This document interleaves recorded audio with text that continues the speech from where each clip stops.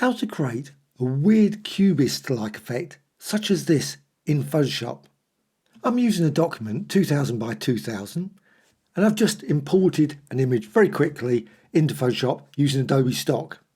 With this, just go over here and rectangular marquee tool. That's going to be the key tool for this. But what I'm also going to do is actions, so I can repeat it again with different images. It's always very useful. So how to do that? Just go down here to actions. There's a little plus. So create new action. And that will just record everything. And I'm going to call it selected. Or Cubist or whatever you want to call it. So record. And with that, make certain, of course, you've got allow tool recording because it's a tool over here. You need to be able to record that. That's on this right side menu. And then just create a selection. Now I'm using the add option. So just there, just go in here with the rectangular marquee tool and apply it multiple times. And you can do it either way. In fact, I will be doing it the other way as well. But just simply drag down there and you can create all kinds of different selections. Maybe thin ones, maybe thick ones, and so on. So once you've done that, you can now simply copy it. Control C or Command C, or go to Edit and Copy, and then exactly the same, Edit and Paste. It's just pasted as a layer, and again, that's all recorded. Go to the Move tool, and then you can shift it. Just shift it slightly. Now, sometimes you might find it's quite hard to select. If you don't hit exactly the pixel layer, then you might find you just can't select it. But you can see straight away you've got this weird jarring effect.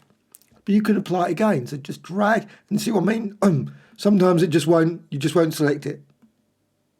And you can move it down. You don't have to keep it level. You can if you want. Of course, you can just do it across that way. But you can move it down and you can move it up. And you can just, now you obviously, best to concentrate on a particular feature, maybe the glasses or something that you've got in the image. So you can sort of keep it all in the same sort of area. And again, alter option and drag, and you can see you can build up all kinds of fragmented or Cubist-like, basically where you're looking at an image and it's sort of fragments of sort of parts of the face or whatever. Once you're happy with that, well, you can go layer and flatten image, but you could if you wish. You can always go to the layer, individual layers, and maybe select them. So layer, and then go to filter, and maybe apply a blur.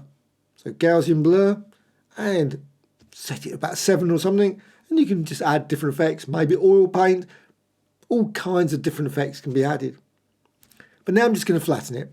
So layer and flatten image. You could, of course, also recolor some of the layers. So you can create some really odd, say, greens and blue lines, different colors in there. So flatten image. You're still recording it. The action's still going. It doesn't matter. Then I'm just going to go here and I'm going to drag the other way. Now you could do exactly the same direction. Doesn't matter.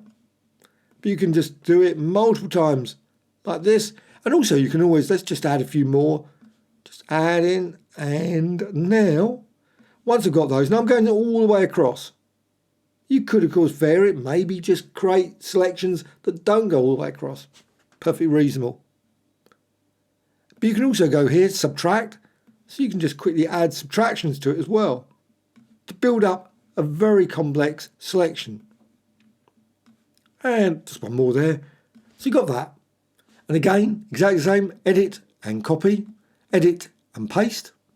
And this time, just again, hold the Alter option key. Now again, you might find you can't select it. Just depends if you actually get that layer. Just have to be slightly off and it will not let you select it. You can just drag this up and you can see you can build all kinds of, basically you can still just about make out the face, you can make out all the rest.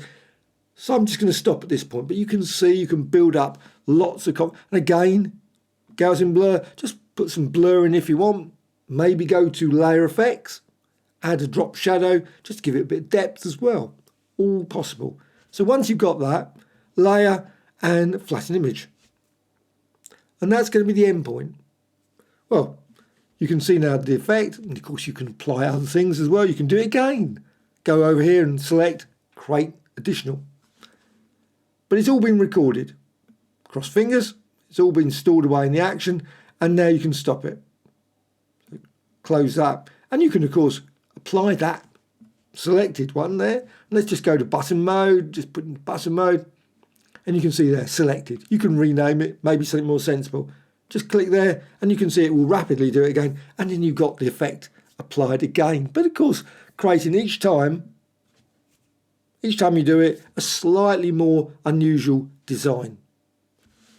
Let's go to layer, and it's all flattened, which is good because that's what's part of the action. Now you don't have to do these things, you don't have to, but you can miss things out if you want. But also you've got here library, and obviously you can use other images. Let's just drag another image. It's another Adobe stock one.